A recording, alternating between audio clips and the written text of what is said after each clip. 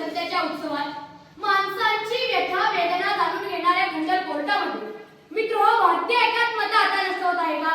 भर दिवसा हाती जातात पुतळ्यांना जोडे, जाळ्या जातात रस्त्यावरती संविधान, जिथं माणुसकी लालबुंद होते अशा नादी नाल्यांच्या वाट आहे.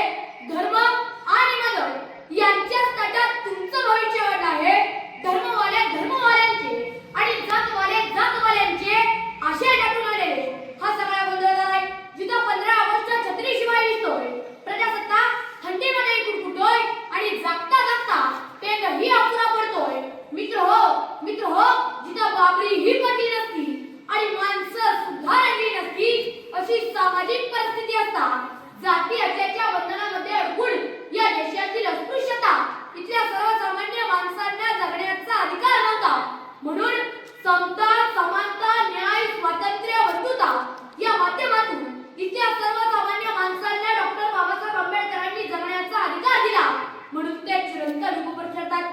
मित्र हो, ज्यांच्यामुळे लाखो घरांचा उद्धार झाला, दीनदुबळ्यांना जगण्याचा अधिकार मिळाला, कोटी कोटी अभिवादन त्या महामानवाला ज्यांनी संविधान रूपी समतेचा अधिकार दिला.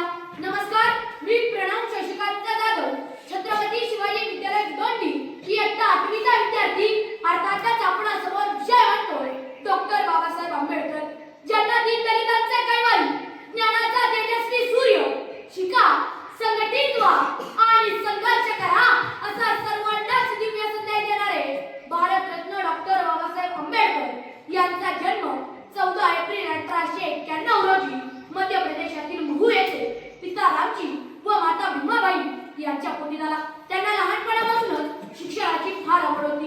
प्राथमिक शिक्षण पूर्ण करून एलिफिस्टन हायस्कूल बॉम्बे विश्वविद्यालयात 1915 रोजी एम.ए. अर्थशास्त्रात पदवी संपादन केली.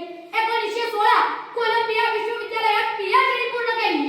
1921 डॉक्टर ऑफ सायन्स ही पदवी संपादन केली. परदेशात 1923 रोजी मास्टर ऑफ सायन्स ही पदवी संपादन करणारे डॉक्टर बाबासाहेब आंबेडकर हे पहिलेच भारतीय होते. डॉक्टर बाबासाहेब आंबेडकरांना लहानपणापासूनच वाचनाची फार आवड होती. त्यांची पर्सनल लायब्ररी ही जगातील सर्वात मोठी लायब्ररी, ज्यात 50,000 पेक्षा जास्त पुस्तके होती. त्या काळात डॉक्टर बाबासाहेब आंबेडकर हे जास्त शिकल्यामुळे ते देशाचे पहिला कायदा मंत्री होते. लेबर कॉन्फरन्सच्या 7व्या अधिवेशनात त्यांनी भारतीय कामगारांचे काम करण्याचे तास हे 14 वरून 8 तास केले. भारतीय रिझर्व्ह बँकेच्या स्थापनेवेळी त्यांची महत्त्वाची भूमिका होती. डॉक्टर बाबासाहेब आंबेडकर हे नेहमी म्हणत, शिक्षण हे वाघिणीचे दूध आहे आणि जो ते प्राशन करील तो गुरगुरल्याशिवाय राहणार नाही. डॉक्टर बाबासाहेब आंबेडकरांनी एक मोठी क्रांती घडवून आणली होती. डॉक्टर बाबासाहेब आंबेडकर 18 तास अभ्यास करायचे, तेही परिस्थितीशी झुंज घेत. डॉक्टर बाबासाहेब आंबेडकर यांचं जीवन आपल्या सर्वांसाठी खूपच प्रेरणादायी आहे. जगावं कसं, अन्यायाविरुद्ध लढावं कसं, संघर्षातून घडावं कसं, वादळासमोर उभं राहावं कसं, हे आंबेडकरांनी आपल्या कृतीतून आपणालाच नव्हे तर संपूर्ण देशाला दाखवून दिलं. शून्यातून केली सुरुवात, आम्हाला झाले इतिहासात, बळपण जोडिले पुस्तकांना, तोडिले अनेक बंधनांना, न्याय मिळवून दिला बहुजनांना, न्याय मिळवून दिला बहुजनांना. कवी अनंत राऊत फार सुंदर म्हणतात, वेशीवरल्या पाचोळ्यातून मशाल पेटवली, वा भीमा लेकरांसाठी तू हयात घालवली, येणाऱ्या सर्वच पिढीची स्वप्ने वाचवली.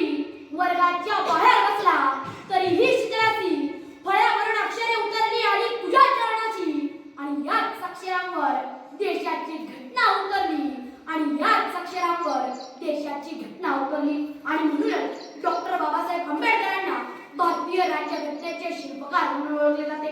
Kashmiri Hindu 1916, the problem of groupie, कोण होते ते शूद्र, बुद्ध आणि धम्म असे प्रभावी लेखन केले. बहिष्कृत हितकारणी सभा, स्वतंत्र मजूर पक्ष, schedule caste federation, people's education society, भारतीय बौद्ध महासभा यांसारख्या संस्था स्थापन केल्या. त्याचबरोबर 1920 साली महाड येथे 14 ताळ्याचा सत्याग्रह केला. 1956 येथे काठमांडू येथील जागतिक बौद्ध परिषदेत बोधिसत्व ही उपाधी त्यांना प्रदान करण्यात आली. 1990 मध्ये भारतरत्न हा सर्वोच्च नागरिक पुरस्कार त्यांना प्रदान करण्यात आला. डॉक्टर बाबासाहेब आंबेडकर हे नेहमी म्हणत, तुम्ही किती अंतर चालत गेलात यापेक्षा कोणत्या